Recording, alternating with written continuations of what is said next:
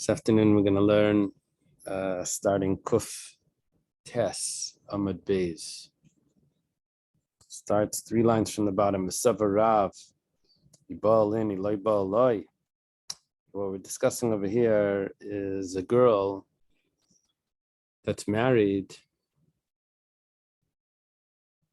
and when she reaches maturity, so that marriage turns into a full marriage.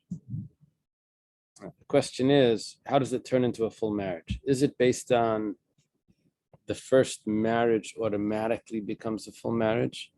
Or is it based on that when she has relations after she reaches maturity, then the marriage begins from then? So does it go back to the first marriage, or is it a new marriage that takes place? So Rav held that it was a new marriage that takes place. The Gemara says, does Rav really hold that? A new marriage would mean that there would need to be a new relations. That relations now creates a new kedushin after she reaches maturity. The relations after maturity is the new kedushin. The problem is, but we have a statement, if there was a girl that did not do miyon, she did not annul her marriage, even though she's a young girl and she could annul her marriage, she didn't. And she reached maturity, and she goes and she marries someone else. Well, if she's married, she can't marry someone else. If she's not married, then that's a good marriage. Well, Rav Amar, Rav says that she was already married. She doesn't need a get from the second husband because there was no second husband. This was nothing. It was a relations of Eishes Ish. It was a sin. But she's not married to this person. She's married to the first person. Shmuel says no. She wasn't married to the first person. She's married to the second person. My love. When does Rav say Eina Tricha get Misheni because she was married to the first person and the second marriage is nothing? The loibal, is it not that there was no relations from the first husband after she reached maturity? It just says that she reached maturity. Maybe there were no relations since she had reached maturity, since her 12th birthday, and nevertheless, the second husband is nothing. Why? How are you telling me that it's the bia that comes after she reaches maturity that creates the new marriage? We're seeing that it's not necessary that there's a bia after the maturity. There's anyways, the first marriage becomes a real marriage automatically. The Gemara says, Loi debal. Loi, you have to read that in two first. Loi debal. It's talking about that there was relations afterwards, and that's why the second marriage is nothing, because the first marriage was redone. Gemara says, this is a problem. You can't get away with this because we have a machlekes. We have a machlekes between Rav and Shmuel. Does she need a divorce from the second husband? According to Shmuel, she does need a divorce. Why should she need a divorce? She just got married to the first husband just a day ago when she reached maturity. Now you're telling me that she needs a divorce from the second husband? She was never divorced from the first husband. My time of the Shmuel. Gemara says, Shmuel's logic is like this. I know they had relations after she reached maturity, but that's not a kedushin. That's just a regular marital relations. That's not a marriage. That's just relations. So what is the marital relations? That's a marriage. That's only if they realized that the first marriage was nothing because she was underage. And now this relations is the real marriage. But according to Shmuel, this relations is only a continuation because they're married already from before. So they're having relations now, but it's not a marriage. It's al das kedushin rishonim. It's based on the first kedushin. What time is the share? Oh, okay, good. So good. Okay. The Gemara asks, okay, so you have machlekes Rav and Shmuel over here about kalabayal das kedushin rishonim. Shmuel says that there's no marriage See, if someone, this is the svara for the civil marriage not requiring a get. There was no marriage, but so what that there was no marriage?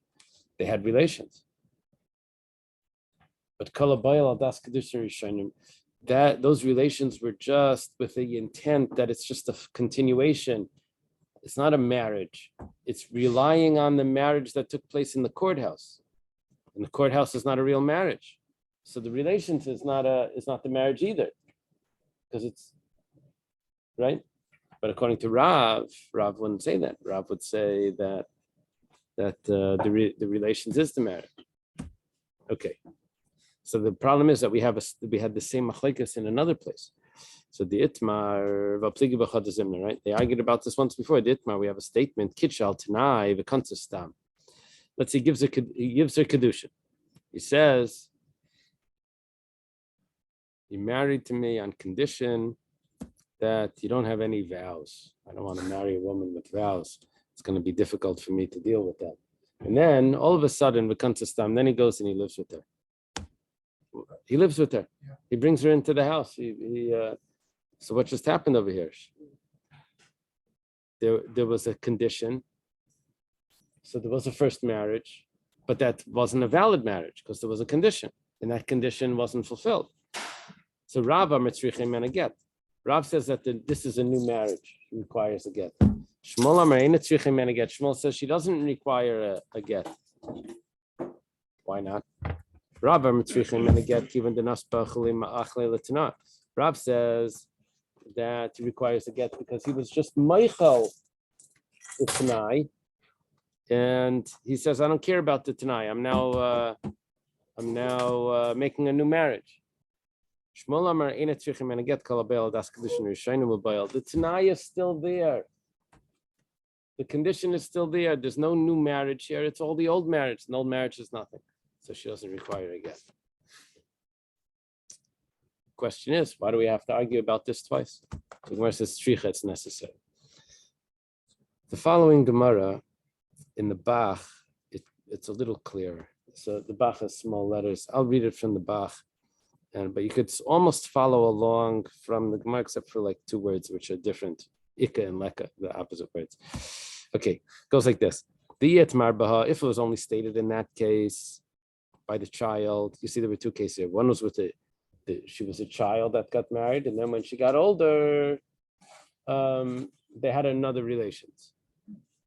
Or we're talking about where there was a condition, and then afterwards there was a full marriage. There was a condition on a kedusha, and then there was a full marriage. So you see, two marriages are taking place in both of these cases. One is a child marriage, and then an adult marriage. And the question is the adult marriage just a follow-up of the child marriage? Second one is a marriage with a condition, a betrothal with a condition. Then afterwards there was a relations. Is that relying on the betrothal that had the condition? Okay. If it was only said about the child, then Bahakam Rav would say over there, Mishum Deleka Tana, because there was no condition. If there's no condition, then everyone knows that it's nothing. So the new marriage would be a real marriage.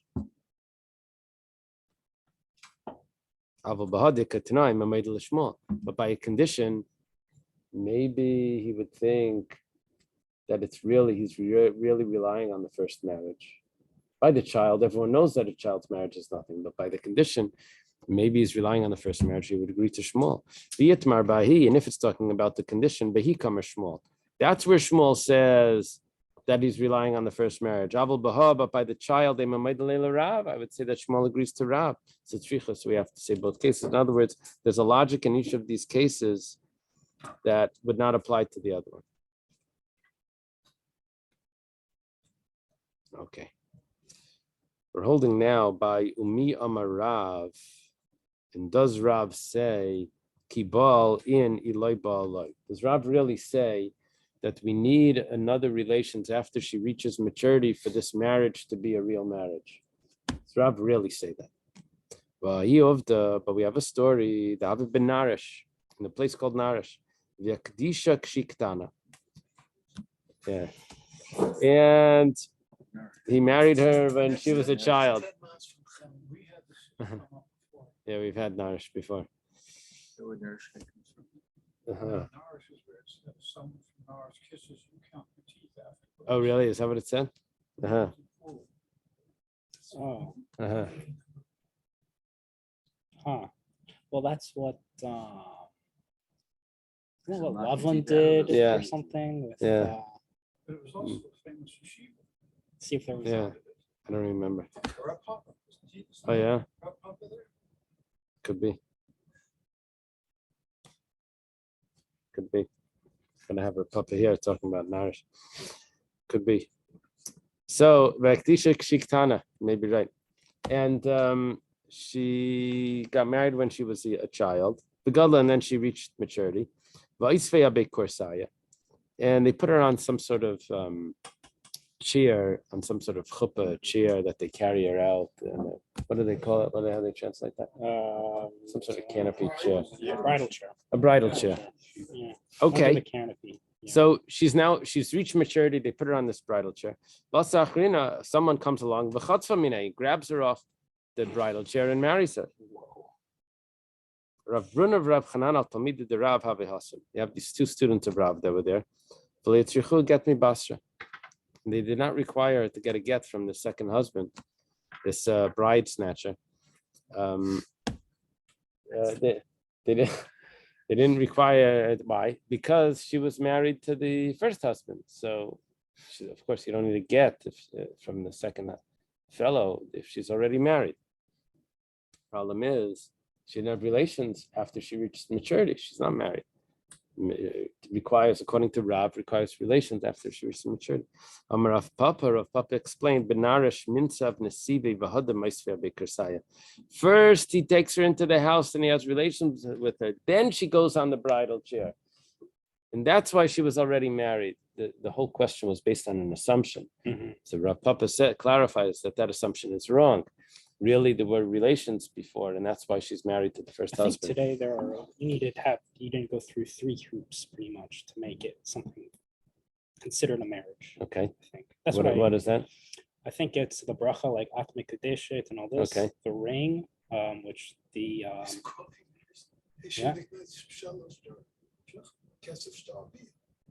oh, I didn't know that was the No, but those are 3 options. Oh, He's no, saying we do you all need 3, and then there's 3. like consummating the marriage also. He's saying We do all 3 because. Oh, okay. Yeah. Okay. You see, actually, we don't, because when the relations is not considered a kedushin, that's considered an asuin, and we don't marry with a shtar either.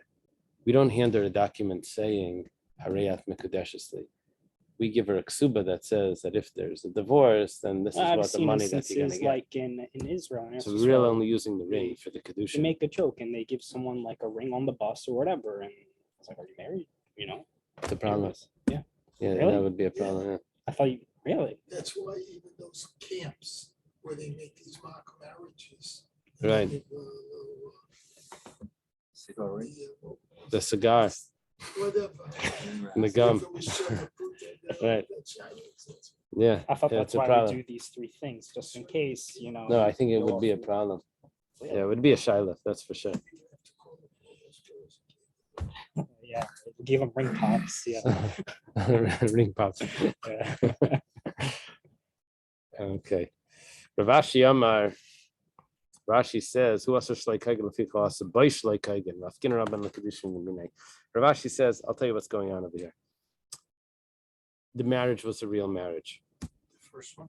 The second one, there was no first marriage. First marriage, she was a child. She reached maturity. There was no relations. There's no marriage. But because we don't like this guy, because of the way he's behaving, so we got rid of his marriage without anything. Marriage is nothing. How do they do that? Yeah. Well, the rabbis can say that the money that you gave to her was hefker. It wasn't even your money. Because they can take money and make it ownerless, like eminent domain type of thing. So Ravina says to Ravashi, that makes sense if there was money involved here. But let's say he married her with relations. So he answered, Shavi Rabbanan Bilas Bilas Nus. Rashi says they considered those relations just to be as nus, and it wasn't the marriage relations. Now we jump back to what we learned in the Mishnah, that halachik Rabbi Eliezer, v'chenim Rabbi Lazar, halachik Rabbi Eliezer, that we tell the girl to do miyun. This was that complicated case where there were two brothers, and they're married to sisters, and one of the brothers was married to the young child, and then the other brother passed away, and now he can't marry his brother's wife because that wife is also his wife's sister. And so, but because that his wife is a young child, so we tell her to do miyun, the marriage gets annulled, and then he can marry his sisters. And the halach is like Rabbi Eliezer, according to Rabbi Yehuda Mishmol, and according to Rabbi Lazar, the halach is like Rabbi Eliezer. We have a Mishnah, new Mishnah. Ready? Ready. Ready, set, go. Someone was married to two young girls that were orphans, and then he passed away. These girls, of course, are not related because they're both his wife. If they were related, he wouldn't be allowed to marry both of them. Well, it's only a rabbinic law marriage. It's not a biblical law marriage. And therefore, well, not therefore, and nevertheless, when the brother comes along and does yibam on one of them, the other one is exempt. Just like as if it would be a biblical marriage, that the yibam only on one wife is necessary, or chalitza on one wife is necessary, the other one gets exempt. The same thing applies to two deaf women. That over there also, deaf and mute. That over there also, he married two women that are both of them are deaf mutes. Over there, the marriage is only rabbinic because it's considered that they don't have the full das, but the rabbis instituted that they should have some sort of kedushin. So same too. If he passes away, yibam on one of them would help for the other one, and chalitza on one of them would help for the other one. That means that the other one can get married right away just when one of them is taken care of, either yibam or chalitza. We're going to see that it's not necessarily his wife. Yeah. They're both the same level marriage. That's what required here in this Mishnah. Either they're both ketanis, yisaimas, or they're both charashim, charashes. Russia is Deaf, mute. Deaf.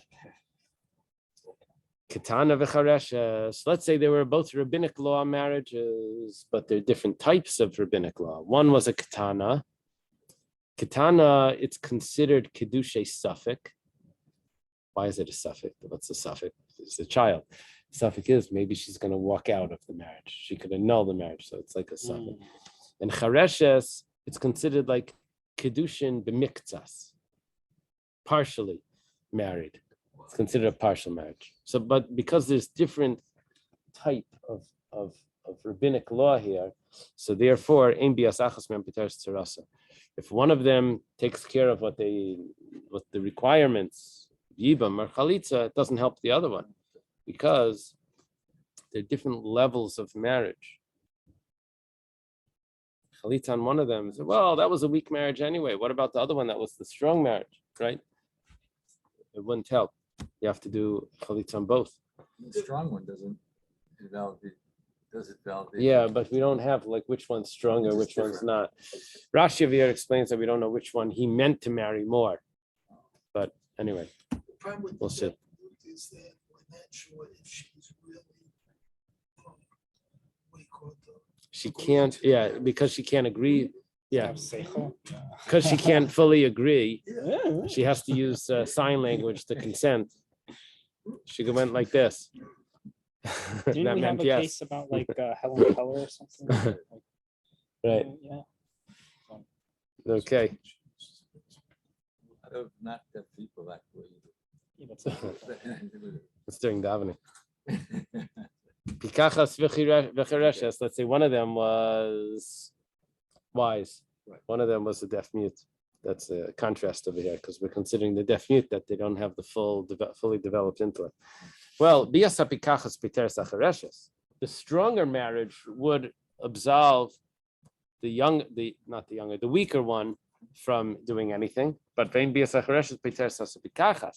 weaker marriage, which was the chareshes, deaf mute, will not take care of the fully developed one, because that wasn't the strong enough marriage to help.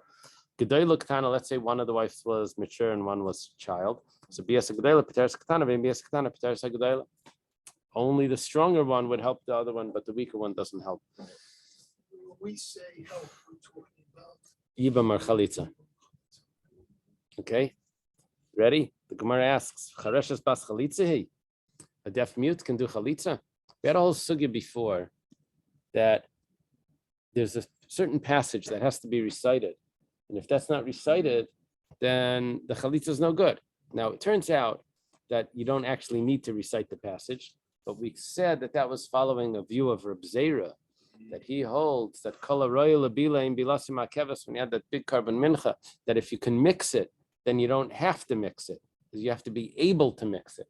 So too, by this chalitza, you have to be able to recite it, and if you don't recite it, it's still valid. But if you're not able to recite it, then it's invalid. So therefore, a chalitza of a chareshes would be invalid. The Gemara says, charesh bas chalitzi, it's valid. If she's a deaf mute, she can't talk. But anan cheresh shenechlatz v'cheresh shechaltza b'chaletzes min hakatan chalitzas psula. The boy has to be an adult. She has to be able to talk, and he has to be able to talk. And if not, it's possible. Amrav Gidl Amarav, Gidl Amarav said, you remember in the Mishnah when we said, so too with two chareshes, two wives that are chareshes, the same thing that we said if they're katanis, the same thing would apply if they're chareshes. We didn't actually mean mamish the same thing. We meant that they have the option of bia on one of them would help the other one, and over there they don't have to recite anything. They don't have miyun? Like If it's a katana, there's miyan. But if there's a chareshes, there's no miyan. And so we're talking about now not the chalitza, because chalitza comes along with reciting a passage. Talking about the bia, that would work for one of them. The other one can go free. Rava says afil tema chalitza. Rava says we're talking about that the deaf mute did chalitza, and it's going to help for the other one. How does chalitza help? They didn't recite the passage, not even able to. When do we say that they have to recite the passage? That's only if their marriage started when they were pikachas, when they were fully developed. And then something went wrong, and they lost the power of speech and the power of hearing.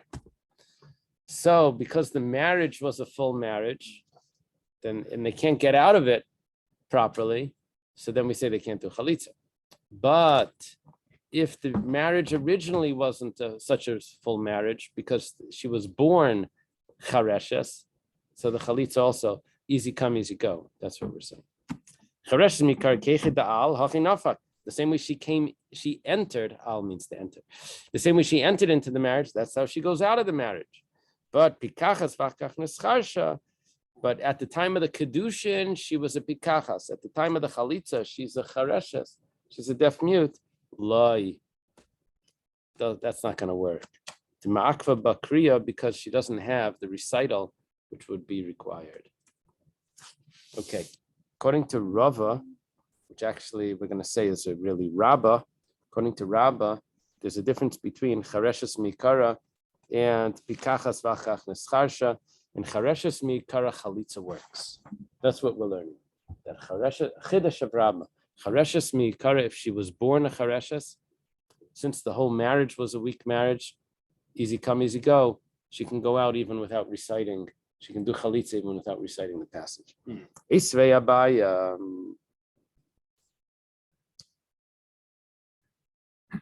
Got to get through this. Yeah. I don't want to stop in the middle. Well, let's try. Abaya has a question. Chareshes mikara bas chalitza, is chareshes mikara able to do chalitza? Mikara means originally, if she was born like this, can she go out with chalitza? But we have a Mishnah. Shnei achin, two brothers. Okay. Echad pikech v'echad cheresh. One of them is pikech. How does he translate pikech? Competent. Competent. And one of them is a deaf mute. Nisuin l'shtei nachers are married to two women that are not related. Achas pikachas v'achas chareshes. One of them is competent. One of them is a deaf mute. Mutes.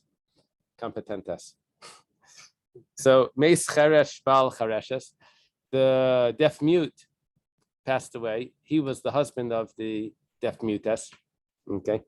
Ma yase pikeach bal pikachas. What should the other husband do? So, can you do yibam on her? Yeah, kindness. You can do yibam. And if he doesn't want her, then vimrat l'haitzi, then he just divorces her. We said we are leaving out the option of chalitza. There's no option of chalitza. Why? Because she can't read. She can't not read. She can't recite anything.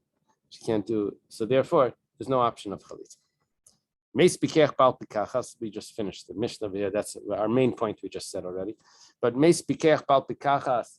If the other one dies, the competent one dies. Mayasa cheirish bal chareshes. What should the cheirish do for his brother's wife? Well, it's no problem. Kindness, he can marry her, can do yibam on her. It's his brother's wife. But he can't give a divorce because he's a cheirish. The cheirish can't divorce. And the marriage here is too strong because the marriage is coming from his brother's marriage, which is stronger than a marriage that he was able to do.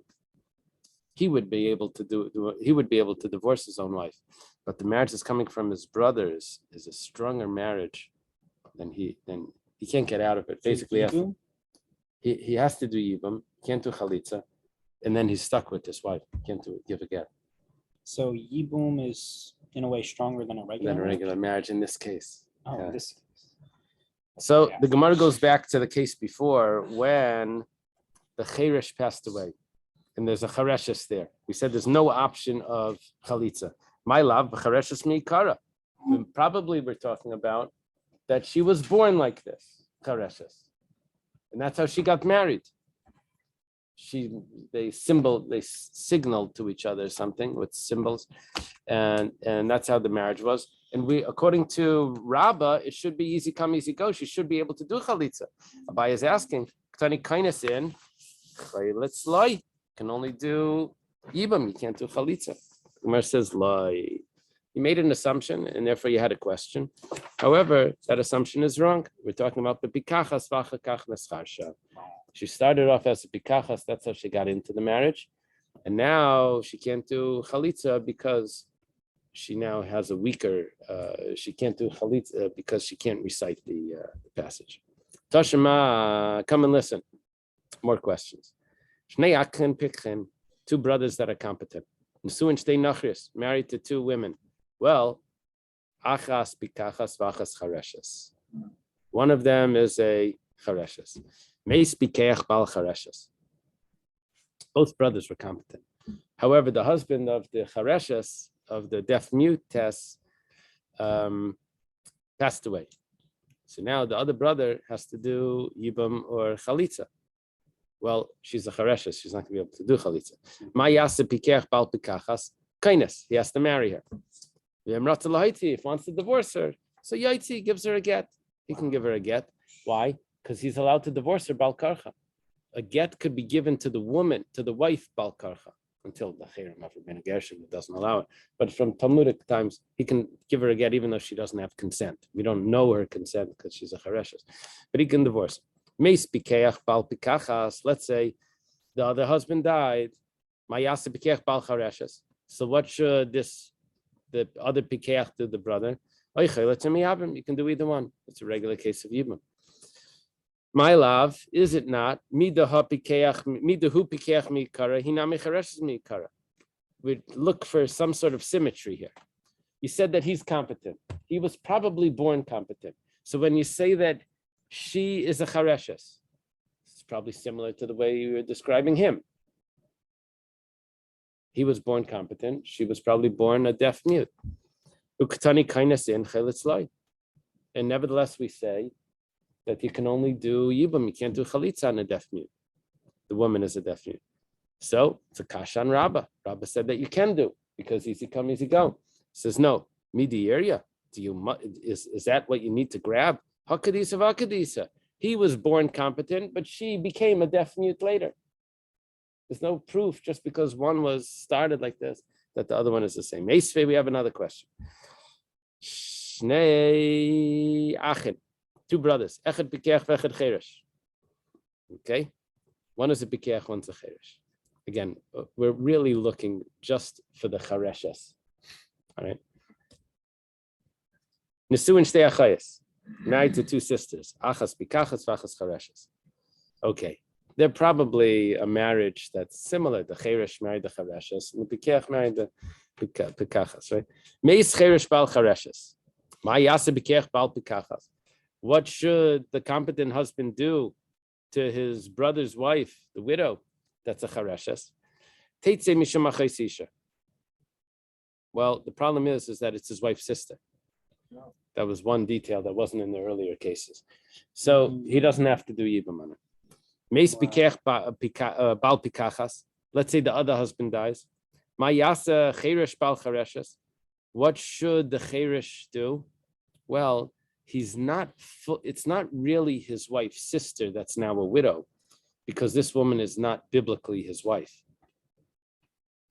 So the yibum is a very strong law, and his marriage to his wife, which is the Yevamos sister, is not really a biblical marriage. So Moitzias ish to beget, he has to divorce his wife because he's not allowed to marry Achai Sikukasai. So he has to divorce his The wife to marry. And he can't marry the other one. He can't marry the other one either because that's really the sister of his wife, rabbinically. So he's in a real mess. And if you're going to say one of the cases over here was that you do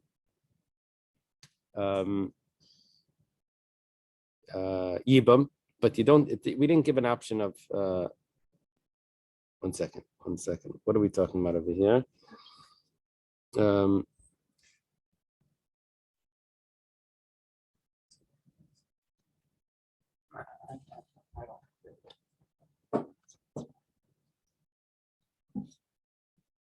Just 1 second.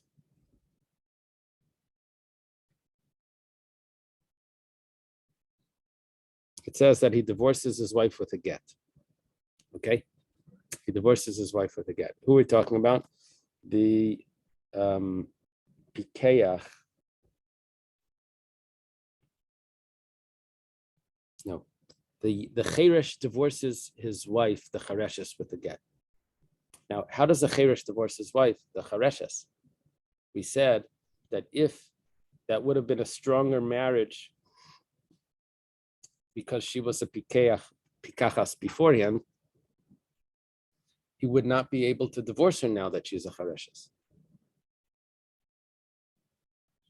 She wasn't, but now she is. If she wasn't, and now she is, it becomes a problem. So it must be, if you want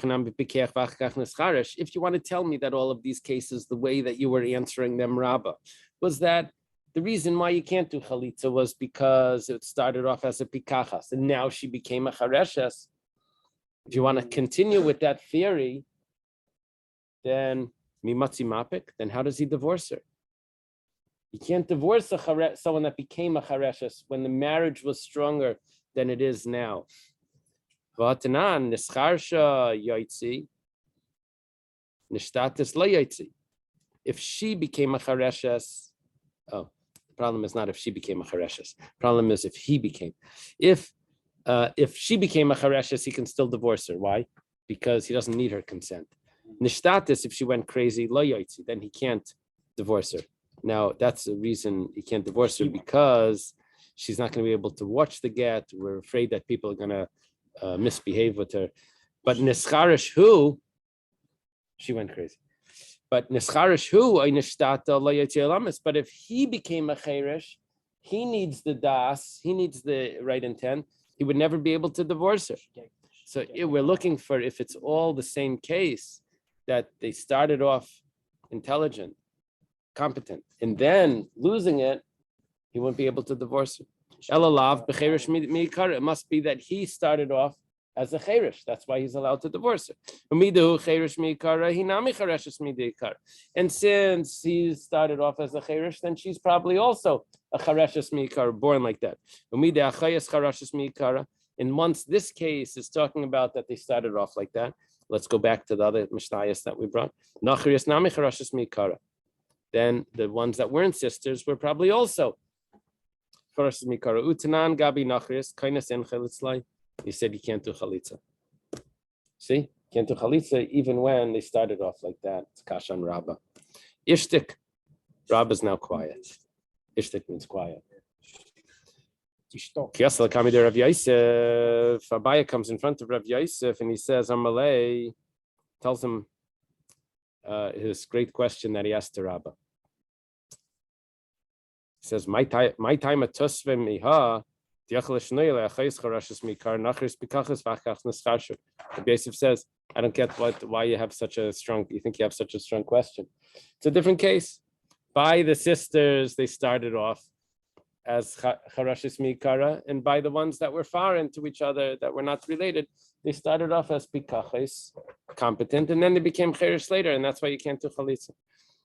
I mean, you're making it up. You're making an assumption that the case is the same. You should have asked a different question.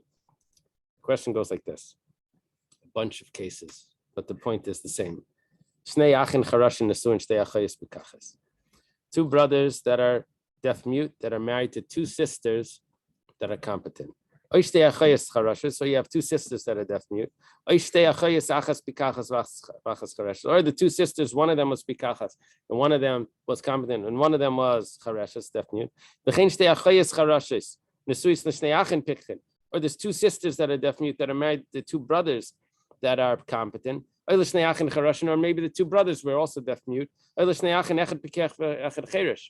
basically, you have every single option here. Or the two brothers, one was pikech and one was a cherish. There's no chalitza yibam. Why? Because the wives are sisters. But if they're not related, yichnusu, then you do yibam. And you do a get later. What's the case? If they started off competent, the men, and then they became incompetent, then they became deaf mute. Can he give a divorce? Can't give a divorce then. But he's never allowed a divorce. Must have been that they were started off as a deaf mute. And in the same Mishnah, if they started off as deaf mute, then they must have also been deaf mute tesses. The women were also deaf mutes. Uktani, and that if they're not related, then he can do yibam. But we didn't mention doing chalitza.